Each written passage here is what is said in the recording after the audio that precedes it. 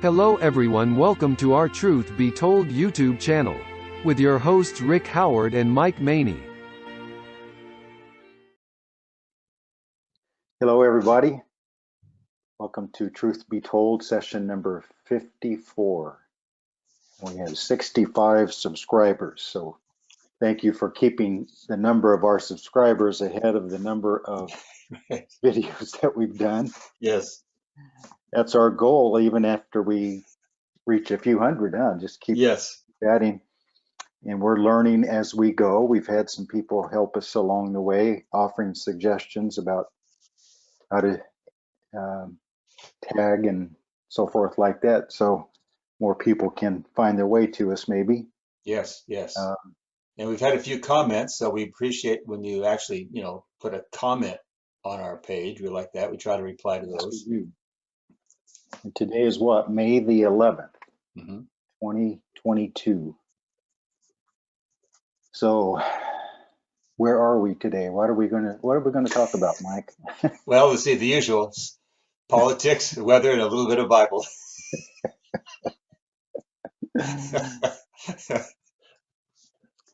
We have had a kind of a cool, breezy spring. Here it is, the middle of May. We often have lots of 80s and even low 90s in May. But the last several days has been like in the 60s, windy and snow in the mountains. And so I keep hearing about global warming, but I don't think it's found its way here yet. Huh. I like to think of rephrasing it as global warning. Jesus is coming back. Warning signs. Warning. He does put up a lot of red flags in his prophecy teachings, doesn't he? Yes. I had planned on getting back into Exodus 19 and 20, maybe another session or two covering that, because there's still a lot we haven't covered. But it's like I told you before we came on, if I start a series of sermons, I just tell the church I'm just going to stay with it till it's out of my system. And it may only take one sermon. Sometimes it may last, 6 or 8 or 10 or more. Just kind of depends on. You can't really, at least for me, if I start a series but it kind of leaves my system, I lose interest in it for whatever reason, usually because the Lord's leading me to something else. Then I try not to force, I've got to stay with this series until it's done. And, if it's not really on your heart, it's not really strong in your mind, your thinking, your preparation, it's going to show when you get up to deliver it. Well, when you look back, lesson 1 to lesson 50, there's going to be a difference. But I still have in my system what we talked about the last 2 sessions. And mainly last session was about the trumpets. And it just got me to thinking, I know you do this too, because I've read a lot of your material. I've had you organize a lot of my material, and you help me do this on things before I hand them out sometimes. Is that as I get older in the ministry and have developed clear convictions on pretty large subjects, I then make it a goal to try to reduce it down to its simplest form.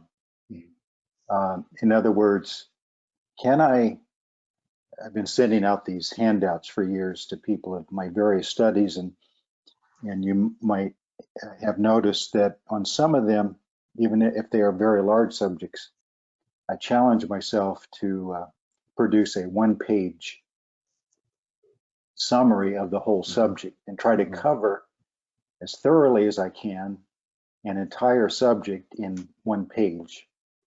And it's really a good practice or challenge to give yourself, because sometimes you have a limited time not just in print form, but when speaking. You might have 10 minutes, 15 minutes or something, and you have this large subject you'd kind of like to deliver. And how can I do that in this limited time? So I like to maybe think of 2 or 3 key verses that does that for a large subject. There may be dozens or hundreds of verses that actually deal with that subject, and if you do a really thorough job, you need to look at most all those verses. But many subjects, it only takes a very few verses to really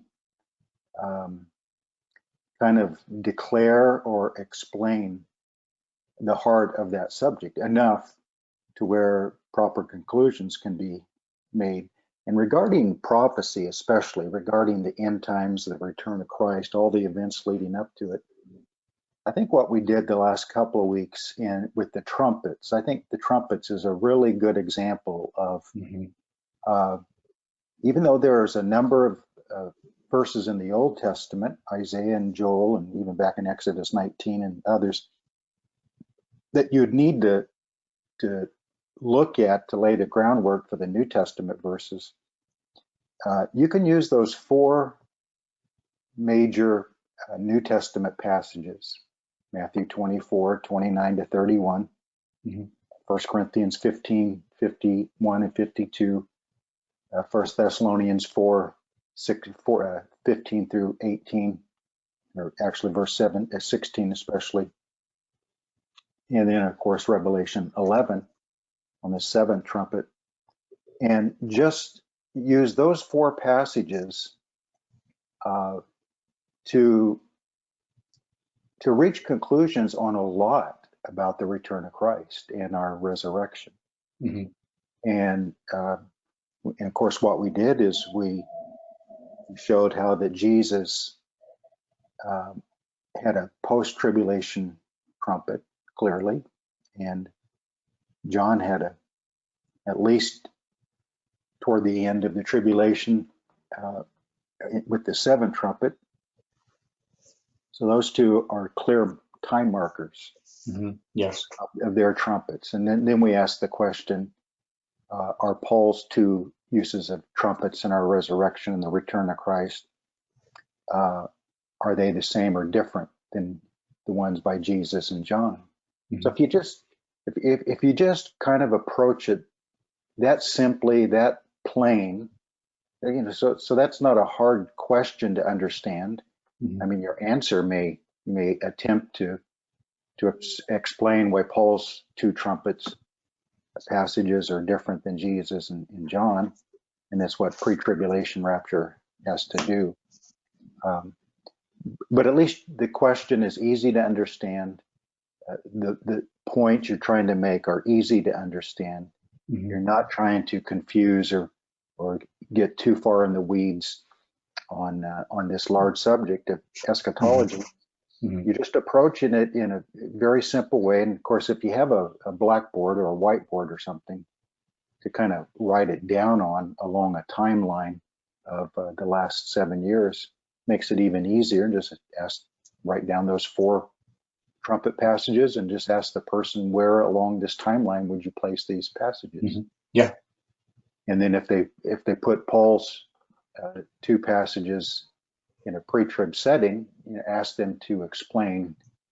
And it can be done in a very casual, friendly way. It doesn't have to turn into a debate or anything. Just ask them to explain how they reached that those 2 should be in the beginning and the other 2 passages down at the end.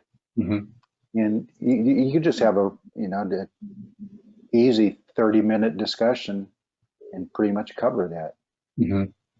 And so I like to do that with a lot of subjects. And for instance, the passage you brought up last week regarding the resurrection, and we were trying to explain why we think it's post-tribulation in timing, along with a single coming of Christ, not in two stages or two phases. That passage you read in Job is one of those where you can take this large, complex subject and read one passage and easily explain why the resurrection is post-tribulation. So let's just look at that passage and explain to our listeners and viewers what we mean by that. Job 19. You know, you probably have too. I've used this verse, many, many times through the years, but I don't think I've ever used it as a text. I was looking at it earlier as a text for an entire sermon, because it breaks down into 3 or 4 main points real easily. For instance, the first point would easily be, my Redeemer lives. We have a living Redeemer, and so that's a really important Bible subject all in itself. That God's role as Redeemer, who is the actual person of the Redeemer, being Christ. That's the redemption price, his precious blood. And and Job calls him a living Redeemer before his first coming, death, and resurrection. He's already a living Redeemer. So, boy, that kind of like preaches itself. And you haven't even got to the resurrection part yet. Just talk about we have a living Redeemer. And way back there in Job's time, he was already a living Redeemer. And when he says at the end of verse 26, that in my flesh I shall see God, then you can talk about that Redeemer is a divine being, and really hit hard on the fact that Jesus is the Son of God, but it doesn't mean he was a created being, doesn't mean he was less than God or anything like that. So Job had this knowledge that the living Redeemer was also God.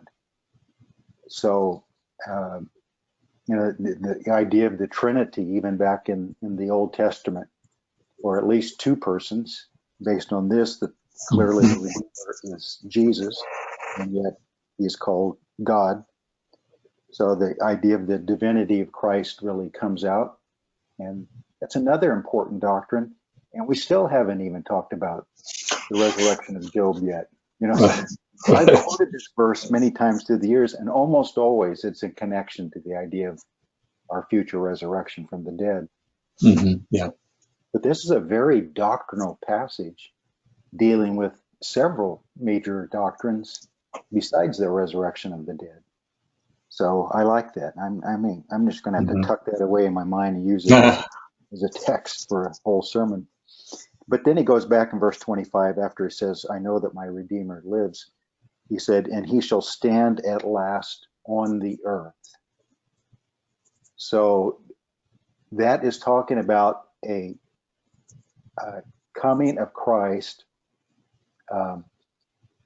not so much his first coming, not that Job really maybe distinguished between the two comings of Christ in his day. Not sure what his understanding was of that.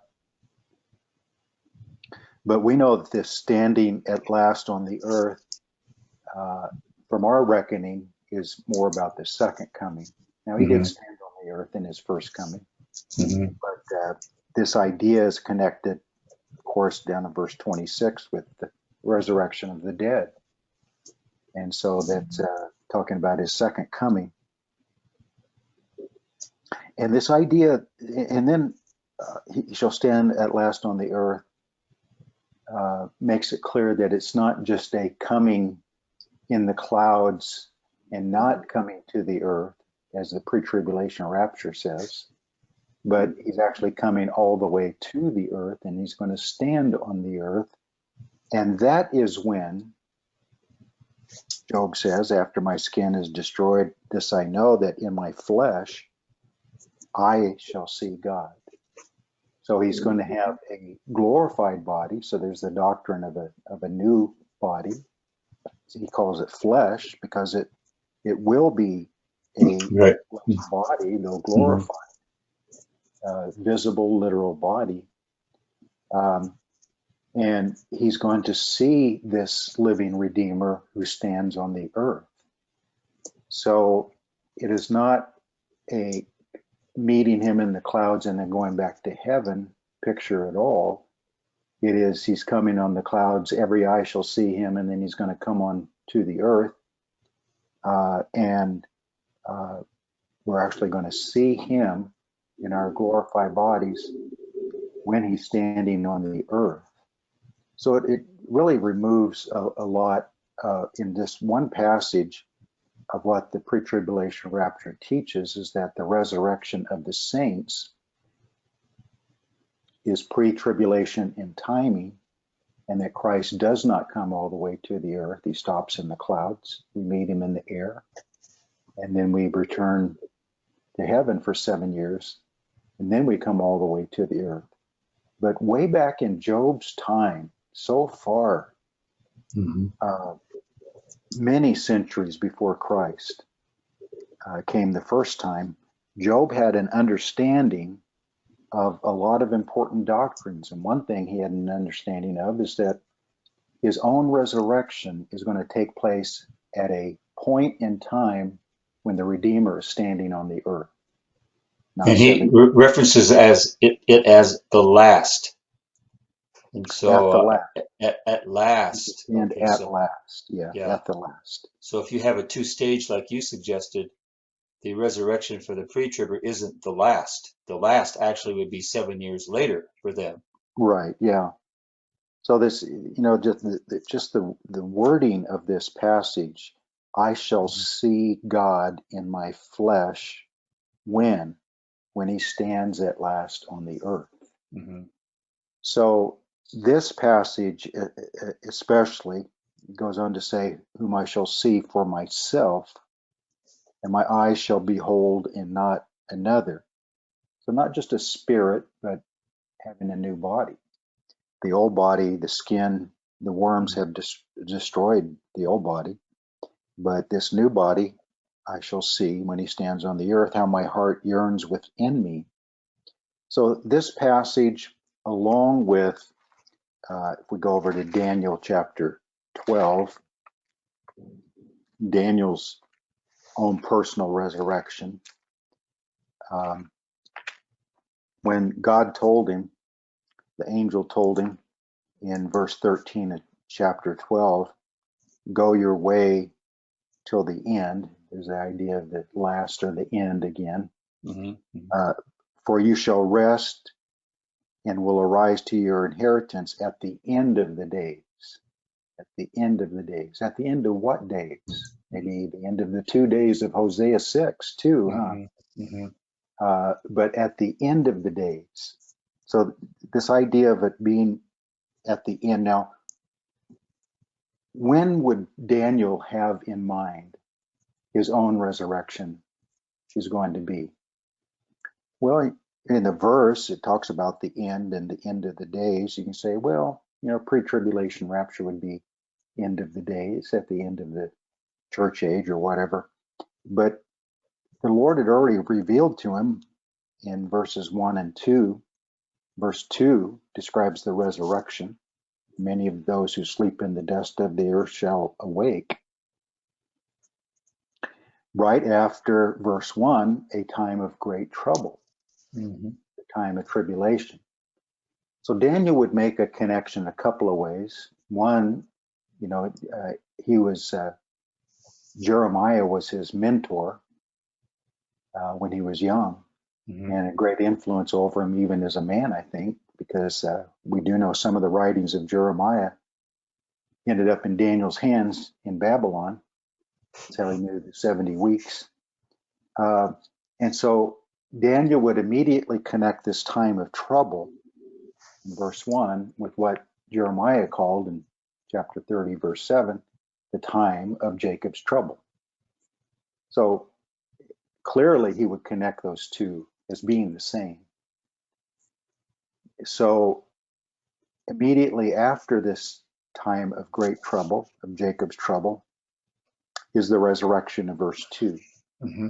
So when would Daniel conclude in verse 13 his own resurrection would be? After the great tribulation. Clearly. Mm-hmm. So both Job and Daniel, you put these two together, clearly in the Old Testament teach a post-tribulation resurrection. Mm-hmm.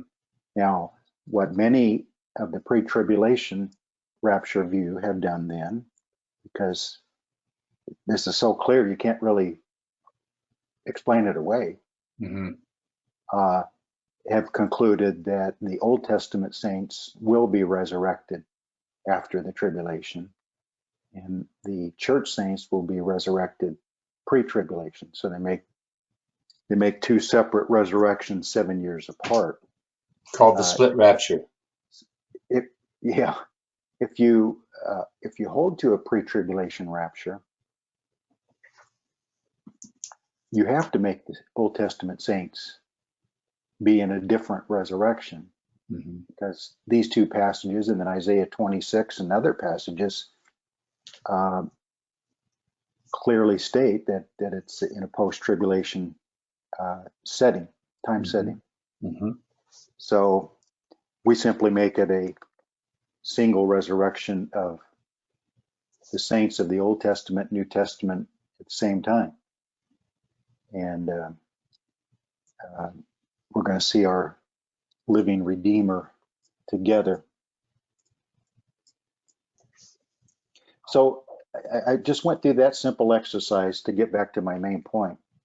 You could take that passage in Job, and you could take the passage in Daniel 12, and you really don't have to read any other passages to show a post-tribulation resurrection of saints. Now, if you then take it further and make it a different resurrection than church saints, that's, I don't know how you do it, but that's what you would do. But these two passages, all on their own, both from the Old Testament, without even having to go to the New Testament, show a resurrection in a post-tribulation time setting. So, a lot of times we preachers, we Bible teachers, we want to throw like, dozens of verses at people to back up our point. But sometimes we lose people that way. And I would encourage all of those listening to this to do that with large subjects. Just find a few key verses that makes your point, because maybe you only have 5 minutes to spend with that person. And so you just read these two passages and ask them, where along that 7-year timeline would this resurrection be? There's only one place it can be. Well, you were in sales for many years. You salespeople had a name for this. It's called an elevator pitch. Elevator pitch. I had forgotten about that. But yeah, we were taught in sales, a lot of times if you're in front of a real busy purchasing agent or buyer or a supervisor who trying to get to buy what you have to sell, they have 1,000 things going on, and they really, they may not always say it, but sometimes they have this look in their eyes like, okay, you have 20 seconds. Why should I buy your product?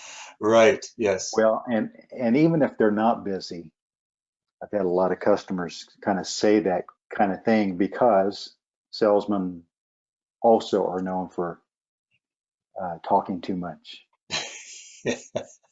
And Are they really? yeah, and I know I've been guilty of it. The saying is you can talk yourself out of a sale, because sometimes the person you're trying to get to buy your product is kind of willing to try it, ready, but by the time you get through talking, they're so frustrated with you. I would never buy anything, because that guy's going to keep. If I start buying from him, he's going to keep coming around talking like that all the time. Oh no. So, there's another passage we might want to throw into this mix, still in Daniel chapter 7. Which one in particular? I'm looking at 13 and 14. Here again, this was long before the fabrication of a pre-trib rapture. This is just what we're discussing is this is just what Job and Daniel understood. This was their perspective of the Lord's return. And so we see he's connecting the Son of Man coming with the clouds of heaven. And at that time, there was given him a dominion and glory and a kingdom. At that time. And so when Jesus comes in the clouds, he's coming at such a time to set up his kingdom. So we could maybe add that one to the mix too. Well, then connect it like with verse 27. The greatness of the kingdoms under the whole heaven shall be given to the people, the saints of the Most High. Yeah. So it doesn't say directly that there's a resurrection involved, but that's the conclusion you would reach, is that how is the kingdom given to the saints? Well, there's a resurrection. And that's soon after it speaks about a few verses earlier that the saints are given into his hand, to kill and persecute. So clearly the tribulation time, and then all of a sudden the saints are given the kingdom. Well, how are they given the kingdom? Well, they're raised from the dead. Mm-hmm. And they're with this one who is king of his kingdom. Mm-hmm. So just again, it doesn't take a sword drill, right, to prove some pretty large subjects.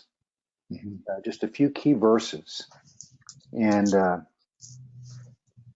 I've done this kind of in my Bible. I have a wide margin Bible, and so it makes it kind of easy where on any particular important subject, I'll find like maybe one of the key verses, one that would come easily to my mind, and then in the margins I would write, maybe several or half a dozen or whatever number there are, my own cross-reference system. But I can remember that key verse. So if somebody asks me, I'll just turn there, and then I already have all the other verses written down. So I don't even have to say, let me go home and print it out on my computer. I've done a study on that. I'll get back with you tomorrow. No, you can just do it right then. Problem is, I've had this wide margin Bible for over 30 years now, and on some of the more common parts of the Bible, like 2 Thessalonians 2 or something like that, I have so much written that I can't even focus on anything I've written because there's just too much. Make all these little notes and scribbles and verses and everything. Or sometimes people will ask me about what does this verse mean? So I'll be staring at that verse thinking, let me see, I've studied this many times. What's my answer? What conclusion have I reached on this? Yeah. And I stand there looking at the verse, and then later realize I'd written my own little commentary or cross references or little notes in the margin already, but I forgot to look at it. Oh. Or it was lost in all of the other notes. Or it was lost in all the other notes. Yeah, yeah. So another place I'd like to go look at that, and just two little, really just one word used two different times, helps me to reach a conclusion about a post-tribulation resurrection and return of Christ in a single event. So let's go over to 2 Thessalonians 2. Of course, we could spend easily the whole session and then some on this passage, this much discussed, often debated, often disagreed on passage, the first 12 verses, 2 Thessalonians 2. But in the first verse, now brethren, concerning the coming of our Lord Jesus Christ and our gathering together to him, we ask you. So the two events of verse 1 are connected together at the same time. Mm-hmm. The parousia, the coming, the bodily presence. Mm-hmm. So I would take that to be the same. Parousia to me carries the same idea as what Job said when he stands on the earth. Mm-hmm. A visible, literal presence. Arrival is, Paul said about Titus one time, I was glad at the parousia of Titus, the coming of Titus. Mm-hmm. It wasn't that he heard that Titus was on his way. No, Titus had arrived. Mm-hmm. So that's the idea of parousia. Mm-hmm. And it's connected to our gathering together to him. So there's the resurrection of the saints. So a pre-tribulation rapture position is forced to say that the gathering together of the elect in Matthew 24 by the angels when the Son of Man comes is a different group that's gathered together at the end of the tribulation. So I guess they would make them Jewish saints, and they're Old Testament saints raised at the end, Mm-hmm. because they have to make this gathering together to him different than Matthew 24's gathered together Mm-hmm. of the elect. Because Matthew 24, of course, that gathering together is clearly in a post-tribulation setting, verse 29. And pre-trib would say this gathering together is in a pre-trib time setting. So therefore, the two episynagogos, synagogue, how people pronounce that particular word, are two separate ones, separated by 7 years. But be that as it may, so the two events of verse 1 are connected together, and the two events of verse 3 are connected together. The falling away, the apostasy, and the man of sin being revealed, the son of perdition. So one thing I'd like to point out almost every time I teach 2 Thessalonians 2 is just that opening idea. The two Mm-hmm. events of verse 1 are connected together, and the two events of verse 3 are connected together. And then once I establish that, I like to say, because I think the language clearly says it, especially with that word first, in the falling away comes first.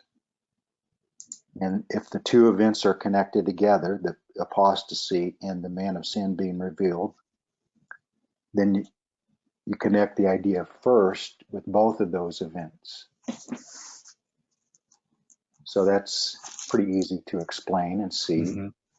And then my follow-up statement is then Paul is plainly saying that the two events of verse 3 must come before the two events of verse 1. Now, if you say it that plain, people may not agree with you, but at least they can understand how you look at that passage. And I don't know, I can't reach any other conclusion other than Paul is saying the two events of verse 3, and the Antichrist is not really revealed as the Antichrist until the middle of the week, until the abomination of desolation, until Satan enters into him. And that's what triggers the great tribulation of the last 3.5 years. Mm-hmm. So he's not revealed, certainly he's not revealed before the tribulation. Certainly has to be after it starts, after the 7 years start, but I think after 3.5 years in the middle is when he's fully revealed as the Antichrist. So if that is true, then the two events of verse 1 cannot happen until at least halfway through the 7 years, at least halfway through. Mm-hmm. And I think at the end, but certainly sometime after the two events of verse 3. So that's that. When you try to explain, you're taking several large subjects. You're taking the coming of Christ, you're taking the resurrection of the saints, you're taking the apostasy, you're taking the revelation of the man of sin. 4 large subjects. But if you kind of just explain it the way I just did, the two events of verse 3 have to happen first. And then after that happens, the two events of verse 1. At least people can kind of understand how you get there. Mm-hmm. Again, sometimes people have come up to me and say, how come you believe in the post-tribulation rapture? Well, if I'm not careful, I'll start taking them all over the Bible, Mm-hmm. And 50 verses later, they're looking at me cross-eyed like, I really don't know what you just said. You said too much. You try to tie too many things together. So these first 3 verses, I think, is one of the best places in the whole Bible Mm-hmm. to show that the parousia of Christ and our gathering to him in the resurrection has to be at least 3.5 years into the final 7 years, and even past that. So that's one point. But my other point, maybe even simpler, is the parousia of verse 1 is the same parousia of verse 8.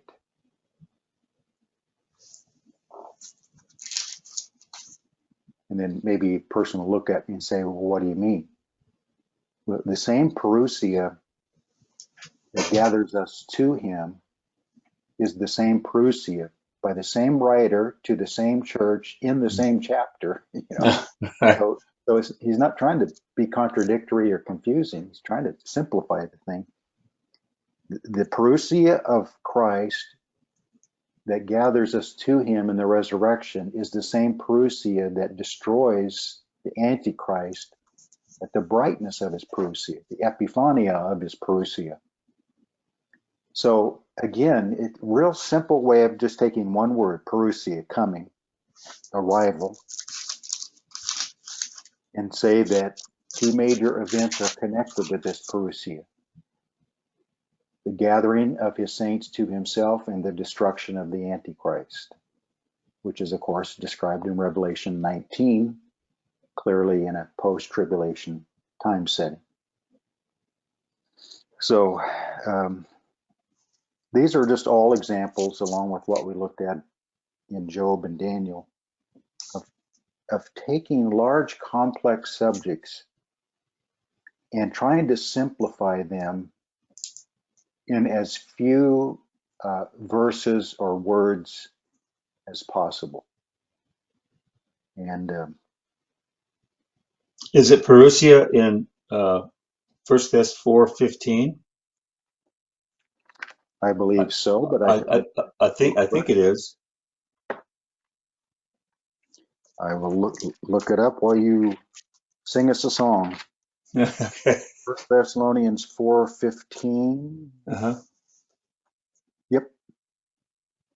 And my little interlinear actually translates that there as presence instead of coming. I like that. I think more often it is better translated as presence or arrival. Yeah, So that's the emphasis of it. that's what Brother Ward would say. He said the bodily presence. Bodily presence, Yeah. actual arrival. Mm-hmm. It's the end of the process of coming. They show up. Or arriving presence. I think he would say that too. Well, that's a good one. Yeah, so that's parousia right there. So putting just those verses together, as Paul has written 2 epistles to the same church, either these are different parousias, or they're the same parousia according to the same event. Yeah, see, I have written in my wide margin Bible in pencil. I've learned the hard way on that. Me too. I use pencil. Yep. So I have the word coming in 1 Thessalonians 4:15 underlined. Mm-hmm. And this little note, it's the same parousia of 2 Thessalonians 2:1 and 2:8. So if we sum it up, the parousia of 2 Thessalonians 2:1, which is our gathering to him, cannot take place until after the two events of verse 3, the apostasy and the revelation, the apocalypsis of Antichrist. It's the same parousia as 1 Thessalonians 4:15. And most all pre-tribulation rapture people use this passage, these verses here, 1 Thessalonians 4, as their primary proof of a supposed pre-tribulation rapture. But like you said last week, there is no timestamp described here in a direct way. But when you start looking into the meaning of the words like parousia, and like we did last week, the voice of an archangel, the trumpet being the last trumpet in every other place, the other three places in the New Testament. So we have to make this trumpet the same. So you just start picking it apart or taking it apart, like we did in verse 17 with the word meat, apentesis. We did that last session. It doesn't hold up at all, does it? You start, just one by one, looking at these individual words and ideas in this passage, clearly starts connecting it with other passages that are clearly post-trib in their time setting. So it makes it almost impossible to put this in a pre-tribulation time setting. And if you connect it, as you did, to the parousias of 2 Thessalonians 2:1 and 2:8, then once again, clearly, our gathering to him is the same time as he destroys the Antichrist.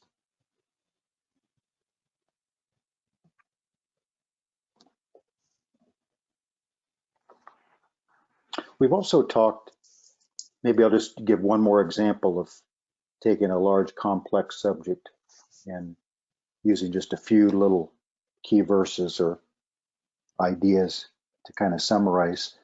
And we've probably done this before, so I'll just go through it quickly. But the pre-tribulation rapture position depends on the idea of imminence, any moment. Christ could have returned at any moment in the last 2,000 years and not violated any prophetic passages, or any passages for that matter. So I've just my response to that is just kind of boiled down to, I think I have 5 things written here, but any one or two of them could actually prove the point. One of my main ones is that I asked people, could Simon Peter have preached the imminent return of Christ when Jesus told him in John 21, you're going to grow old and someone else is going to carry you? So Peter could not have honestly preached the imminent return of Christ in his day. Could Paul have preached the imminent return of Christ in his day? The Lord told Ananias that God's calling of Paul, that he's going to preach to children of Israel, to Gentiles, and to kings. And kind of implied in that also his many travels. He's going to be traveling to a lot of different places. He wouldn't have concluded that he was going to stay in one place and fulfill all 3 of those. Plus the Lord said, I'm going to show him how many things he must suffer for my namesake. So you put all that together, and would Paul conclude that the Lord could return any minute? The idea of going to preach to the nations, that's what Gentiles mean. So They're going to go out to the nations. Okay, there's a lot of time passing, traveling, all that. Mm-hmm. Mm-hmm. And the children of Israel. But of course, in Paul's mind, he's also thinking of not just Jews in Israel, but Jews of the dispersion who were scattered in many nations. So he'd always go to the synagogue first. He had this, Mm-hmm. his burden was to the Jew first. Mm-hmm. Okay, so that's a lot of travel. And then kings, of course, that's a lot of travel Mm-hmm. in time. And then how many things are going to suffer for my name's sake? That means I'm going to be around a lot of different people that are going to do me a whole lot of harm. Mm-hmm. Okay, so could you conclude that all that could happen in a real compressed, condensed period of time? Mm. Preach the imminent return of Christ? Mm. No.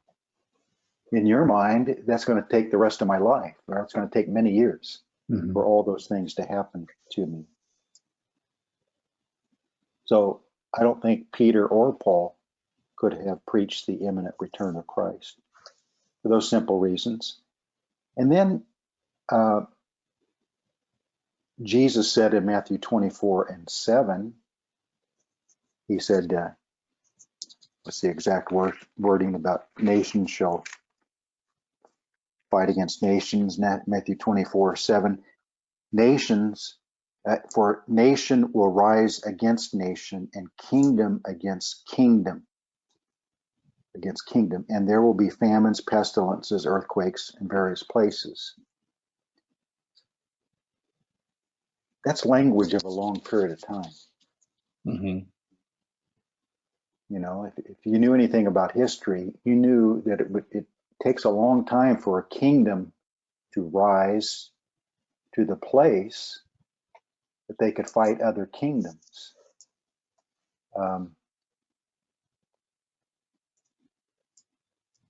Nation against nation. Okay, Mm-hmm. there's travel, there's battle.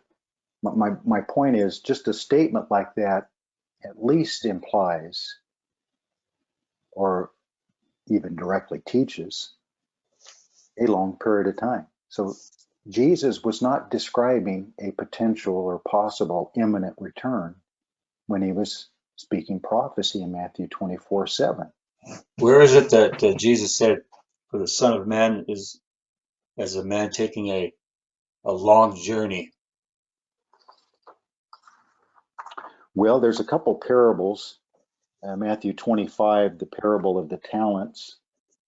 Uh, he likened his return and kingdom to a man traveling to a far country. A far country Yeah, implies time. yeah, implies a long time in that day, huh? And guess what? We've been 2,000 years, so I guess he was pretty accurate because he hasn't come back yet. So whatever Well, far and then he country he says went in that into, parable, uh, in verse 19, 25, 25:19. 19, he uses the phrase, after a long time, There you go. the master returns and There settles you go. accounts. Yeah. Well, okay, is he teaching a possible imminent return? Is he trying to get across that it could happen any moment? And not at all. There's a parable in Luke 19. He speaks about a man going into a far country, 19 verses 11 through 27. And that parable starts out by saying they thought they wondered if the kingdom Oh, would appear yeah. immediately. Hmm. And he gives this parable to correct that wrong thinking. They were thinking it could be imminent, and he said, basically, in this parable, it is not imminent. Right. Yeah. So um, James 5:7 speaks about the parousia of Christ being likened to a farmer waiting through that long process leading Hmm. to a harvest. That's not the idea of imminent. So just a number of things like that. Well, I don't know if I I think, can, Brother Rick, I don't know if I can trust the Bible because I'm set on this pre-trib rapture, and the Bible just keeps contradicting my belief. I don't know. I undermine the Bible in your thinking. Even if you want to use the Old Testament like we're fond of doing, when Daniel interpreted Nebuchadnezzar's dream in Daniel 2 of that image, and then he explained these are successive empires. They're going to rise and take over each other. Mm-hmm. Daniel was living in the Babylonian Empire. He knew how long the Babylonian Empire had existed. Mm-hmm. He knew how long it took for it to become powerful enough to conquer the Assyrians, Mm-hmm. become the leading empire. He understood the empire of Egypt, how long they'd been around, how other kingdoms tried to conquer them, sometimes successfully, sometimes not. And then he has at least three more empires rising up in the future. One to conquer Babylon, and then the other to conquer Persia, and the other to conquer Greece. And could Daniel, who prophesied a lot or received visions and dreams and so forth, information about what we call now the return of Christ, end times, and the resurrection, Mm-hmm. could he have concluded in any moment or imminent? And when he concludes that interpretation of that dream in Daniel 2, he says only after all of those empires have come and gone, and the last one is standing, and it has 10 toes, Mm-hmm. then the stone made without hands comes from heaven, strikes it at its feet, and all of those empires crumble. But just that itself is the idea of centuries, a long period of time. Mm-hmm. And then that stone becomes a great mountain and is its own kingdom that will last forever. Mm-hmm. So if you're standing there telling Nebuchadnezzar this, would anybody in that room have the idea he's talking about a real short period of time? He's talking about that stone made without hands could come at any moment. Mm-hmm. No, it couldn't come at any moment. Too many events stood in the way of that stone coming from heaven. Mm-hmm. Now, when he received the vision of the 70 weeks in chapter 9, 24 through 27,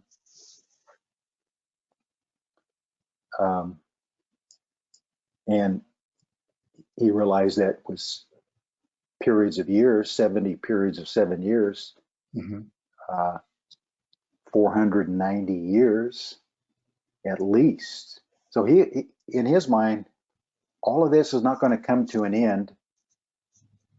This man is not going to arise and sign this treaty with Israel, and then the Lord's going to come back and destroy him.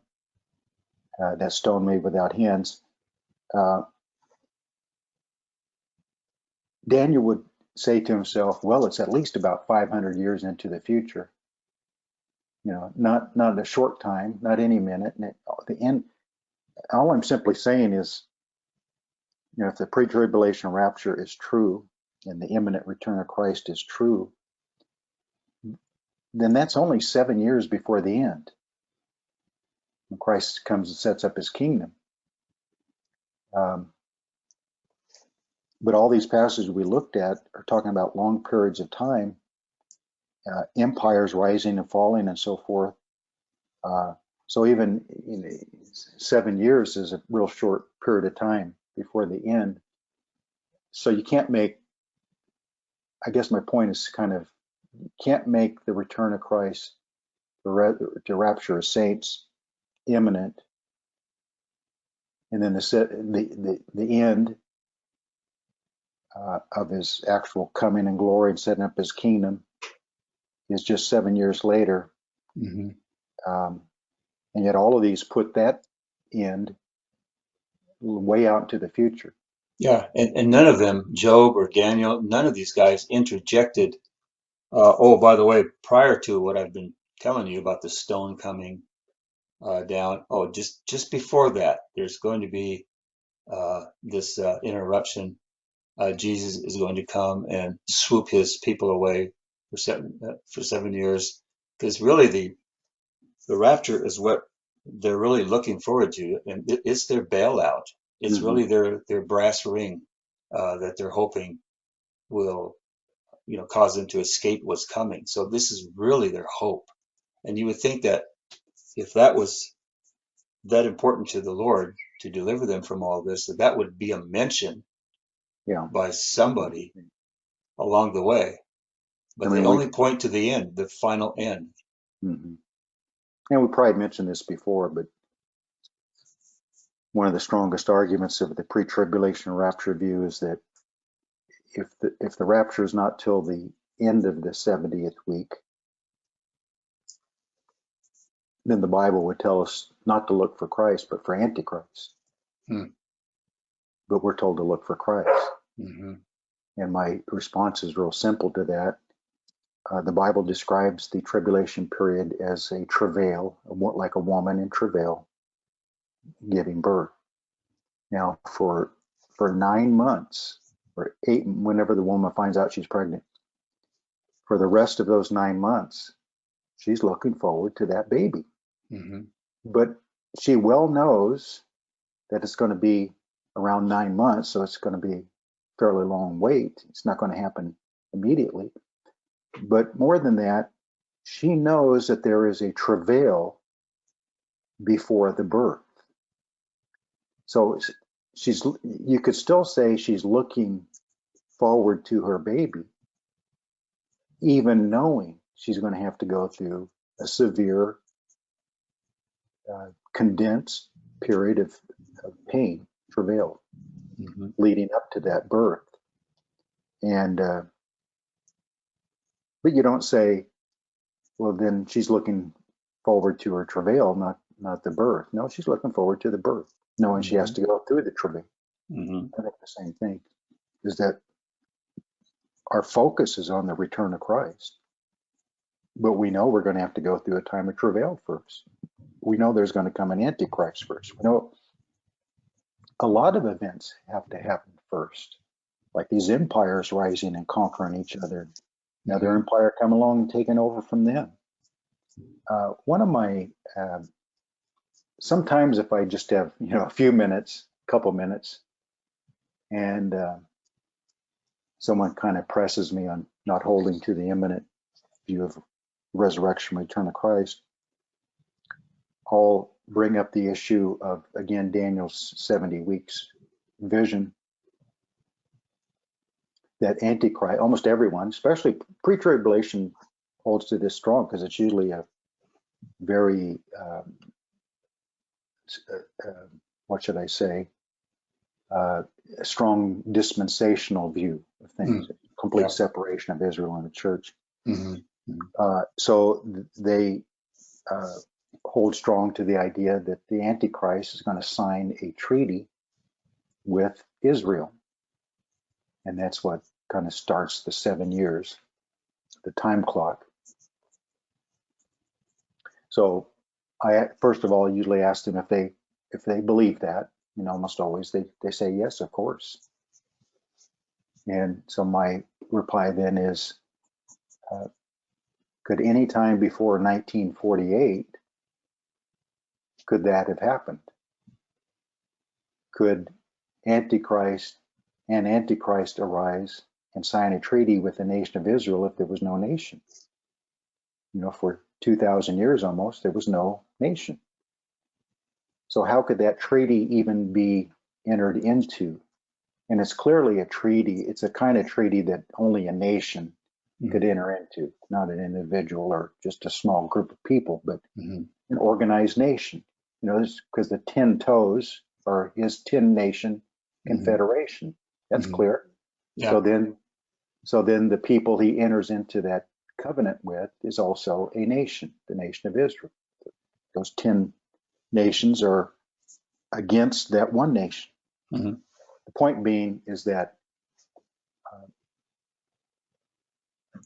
the imminent return of Christ is said to happen, and the rapture is said to happen just before that event.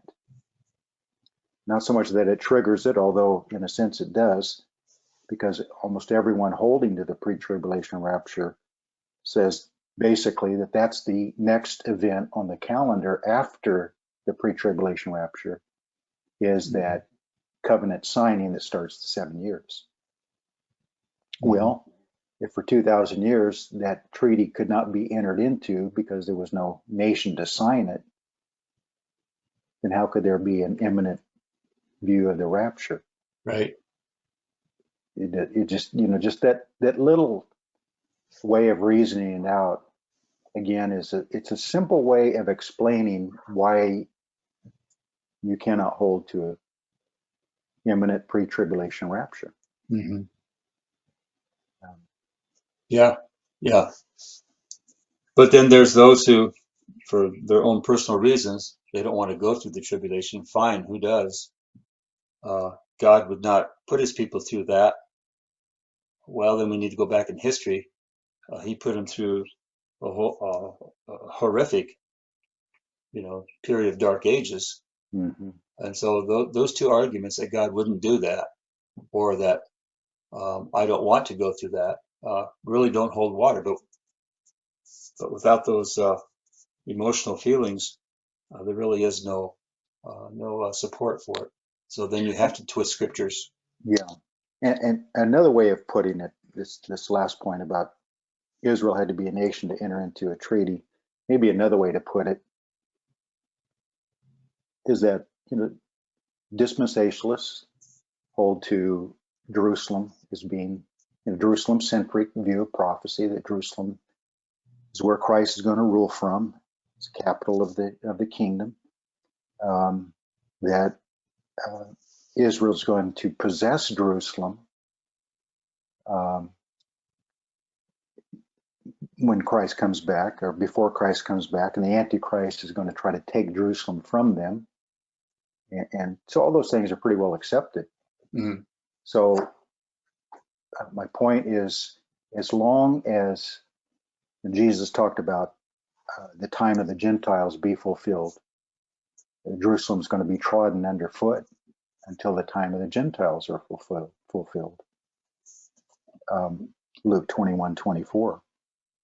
So I think a simple statement would be, as long as Jerusalem was under Gentile control,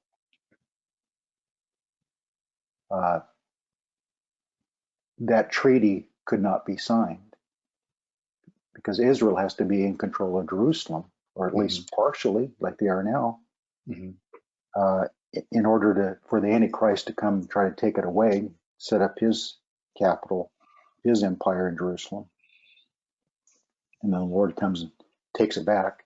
And as long as the time of the Gentiles is not fulfilled, meaning until Israel has claim over Jerusalem again, then none of this could happen. The return of Christ to resurrect his saints.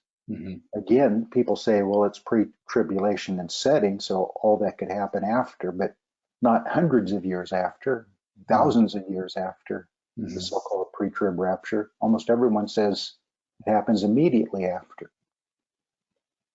But all those hundreds of years that the Muslims controlled Jerusalem, other Gentiles did, but not the Jews.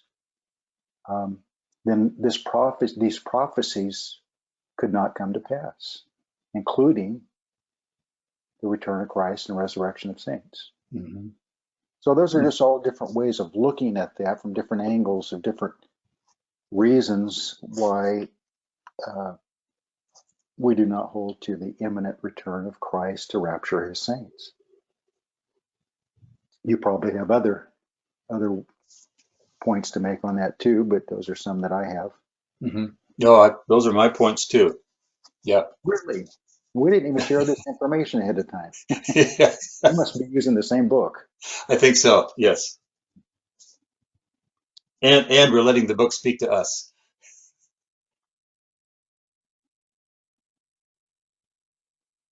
Romans 11:25 also talks about that idea, the fullness of the Gentiles, the times of the Gentiles, so forth. That's where we're at now, and then attention is returning again to Israel and Jerusalem.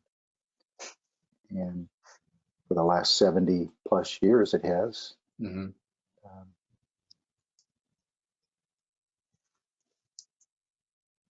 Let me see, what else can we, I've gone too long for us to get back into Exodus 19. But hold on, folks. This is session 54, maybe in session 55. There you go. Get back into Exodus 19. I really want to get into, to talk about the ecclesia idea from Exodus 19. Mm-hmm. The idea of authorized assembly Mm-hmm. is what Israel was being formed into. Mm-hmm. They were the congregation of God. Yes. Yes. And particular Hebrew words show that, translated over into the Greek ecclesia. So we'll look at some of that next time. Maybe eventually get into the Ten Commandments and talk a little bit about the purpose of the law, how Christ is the end of the law in Romans 10:4. What does that mean? It's some interesting stuff. Mm-hmm. What else do you have today, Mike? Hmm. I think I've rambled on enough. No, I think those who do believe in the post-trib, I think you've given them some really good arguments. If they didn't have all of them, at least some more arguments to present to their pre-trib friends. Because let's face it, the pre-trib view is the majority view. It's what churches are teaching their membership, what pastors are teaching out there, and clearly in the majority. And so we do need some vantage points that maybe we haven't considered to deal with this false teaching. And as I try to think about it more deeply than just trying to prove the timing of the resurrection, I mean, it's way beyond that, is I'm becoming more passionate with the idea that, we say we don't make it a test of fellowship, and we say, it's not a doctrine to fall out with each other. And I understand, I accept that. Yeah, me too. But at the same time, I'm coming to understand better that the church plays a major role in the tribulation period. God has big plans for the church during those 7 years. And just at the time the world and Israel needs a witness on the earth, the other position says we're gone. Just when we can, not we, but just when God can do maybe his greatest work he's ever done in the church during that period of 7 years. He removes us. Not just removes us, but we're in heaven celebrating, rejoicing. Is he hiding from us if we're in heaven, being rewarded, marrying Christ and rejoicing? Is he hiding from us? I'd really like to know. I've never talked about this part with pre-tribulation rapture people. Is he hiding from us what's going on the earth? As he's sending angels, to do some of those, blow those trumpets and to pour out the bowls of wrath and to prepare the river Euphrates, and sending angels to do all sorts of big stuff in Revelation. Is he hiding that from us? Is he hiding the millions of people being killed on the earth through the plagues? Is he hiding what the two witnesses are doing? Is he hiding the Antichrist? Is he hiding all of that from us? And if not, how can we be rejoicing? The Bible talks about, and Revelation talks about chapter 6 and 7 and 7, those saints under the altar weeping, crying. And that's during the tribulation period. So how does that figure into the saints rejoicing because they just marry Christ and they're getting their rewards. Mm-hmm. That's not a happy scene under that Mm-hmm. altar. Mm-hmm. And if so, is the Lord hiding it from us during those 7 years? If he is not, how can we be rejoicing Mm-hmm. when we see what's really happening on the earth? Yeah. Jesus, the Lord talked about wait a little longer until your fellow servants have suffered and died, become martyrs. How do we rejoice at that, knowing that our beloved saints on the earth are being slaughtered? Mm-hmm. I would like to know how they would explain it. I don't know how they See, would. But our position is that we are the light of the world, and our position is that he keeps the lights on, and they say lights out. Yeah, basically, he pulls the light out of the world. well, So, that is a good visual summary of all that I've been trying to say. See, you took my advice. You took a large subject and you summarized it in one statement.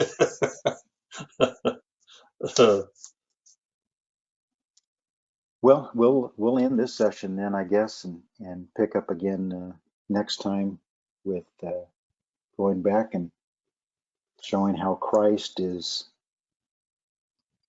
his ecclesia, the principles of it at least, are shown in Exodus 19 at Mount Sinai.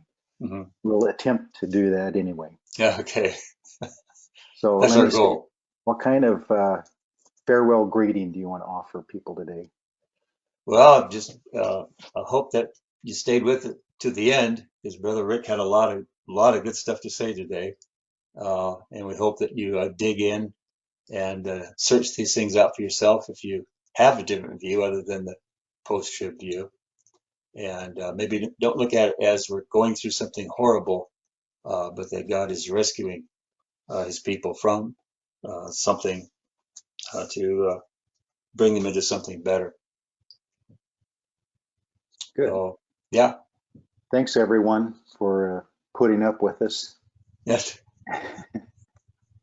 And we hope we're not offensive, anything that we say, but we are passionate about a lot of this. So it comes across maybe in ways that you hold a different position, you may get worked up a little bit, but feel free to contact us. We made the offer last week. I sent it out in the email making the same offer. We'd be glad to let you come on. We promise not to debate or argue. We'd just ask you some questions to help explain your pre-tribulation rapture or any of this that we've covered.